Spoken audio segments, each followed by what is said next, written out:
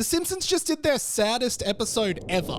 Let's talk about this one because I got really depressed. I got 2 dead wives and a weird pinky toe. Jesus wore sandals, but I can't. What's up guys, Mike here, welcome back to my channel. Hey, hit the subscribe button for more pop culture content like this, let's get into it. Okay, I often cover new episodes of The Simpsons on this channel, and a double episode of The Simpsons, like a double length episode, aired, I think exclusively on Disney+.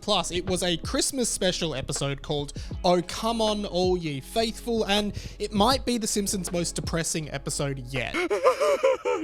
Of course, it is not weird at all for The Simpsons to do Christmas episodes. The very first episode of The Simpsons, Simpsons Roasting on an Open Fire, is a Christmas special. This is the best gift of all, Homer. Yes, something to share our love. And they have done countless Christmas episodes over the years, including Marge Be Not Proud, where Bart steals a video game. Just take it! Take it, take it, take it, take it, take it!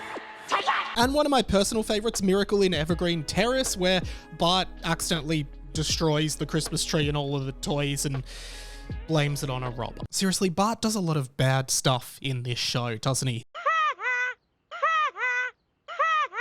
And of course, when I talk about newer episodes of The Simpsons, I try to avoid the debate of like, The Simpsons isn't good anymore. It stinks. It stinks. Like, I'm just talking about it for what it is today. And to be honest, I didn't really think this episode was that great, except for one specific part that I just thought was really profound. The episode has a pretty weird premise. It features Darren Brown, a British illusionist or magician kind of guy who's making a documentary film about Christmas in Springfield. Going to be very honest, and I apologize, Darren, but I have no idea who you are. Am I supposed to know? Have I missed something here? Who is this guy? Maybe he's big in the UK and the US, but here in Australia, never heard of you. There are a few kind of parallel storylines going on in this episode, except the one I want to focus on is the one around Ned Flanders and his, I guess, realization that there may not be a god. What if there is no God? Sweet Jesus on a Triscuit. I guess the thing about Flanders' character is that over the years, he is such a religious person. That's his whole trait, is that he's a massive god botherer. And the term Flanderization, which is an often used trope in fiction and television, obviously spurs from Ned Flanders. The idea of Flanderization is the idea that over time, a trait of a character becomes their entire personality as a show goes on. Explain how. Flanders kind of embodies that because over time he just becomes like the god guy in The Simpsons, and that's his entire character. There's a few times over the years where we see Ned question his faith, probably most notably back in season 8's Hurricane Neddy. It's all gone. Everything. Gone diddly on. Great episode in which a hurricane tears down the Flanders house and Flanders is kind of left questioning what he did wrong. Homer, you are the worst human being I have ever met. And this episode doesn't necessarily have like a trigger for Ned, aside from the fact that he just has a realization that there may not be a god. And it really challenges his character and makes him incredibly depressed and kind of reverse on a lot of his values. He starts questioning pretty much everything he knows in life and just really doesn't know where to go with it. Now, kids, if God does exist, well, he's a big boy. He can handle a little renunciation when a fella needs a break. To be honest, I found it quite profound because this is a common experience I think a lot of people have, probably like earlier in their lives, where they kind of realize their mortality, particularly if they have been raised religious like I was. Like there's a sudden moment in which you realize maybe all of this is not true and you kind of break away from your faith. We're breaking free!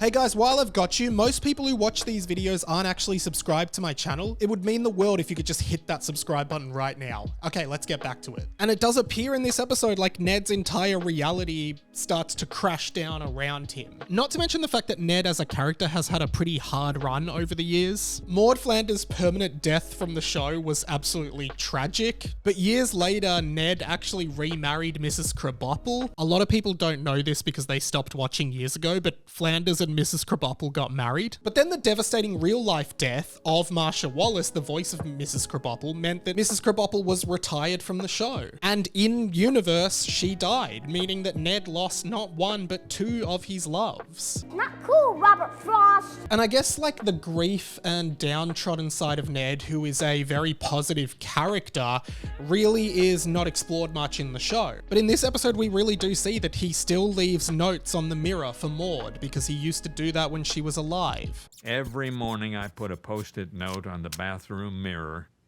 for Maud. And he still texts Edna's phone number because he just hopes one day she might reply. Sorry, wife's old phone number. Texting to make sure she got to heaven okay. And I think it's really bold of The Simpsons to do a Christmas episode that so heavily features like faith. A lot of the time in TV shows, particularly cartoons, they try to avoid the religious part of Christmas and more just focus on like the Santa and the gifts and the Christmas trees and the magic side. Personally, I prefer it that way, but to be honest, I thought this was a really interesting exploration of faith, religion, mortality, existentialism, nihilism, and all of these different kind of frameworks. No idea what that means. And even though I didn't think the rest of the episode was particularly interesting, I did really relate to the plight of Ned Flanders here. I mean, having a realization like this is a really difficult thing to experience, and I guess someone like Ned, who's lived for a lot longer than me in the world of Springfield, like, has thought these things his whole life. It doesn't feel like he's ever challenged his faith in any way. And to suddenly have this realization that maybe none of it's true would really throw you, particularly when you have a genuine belief in an afterlife that you're working towards. Oh, you like donuts, eh?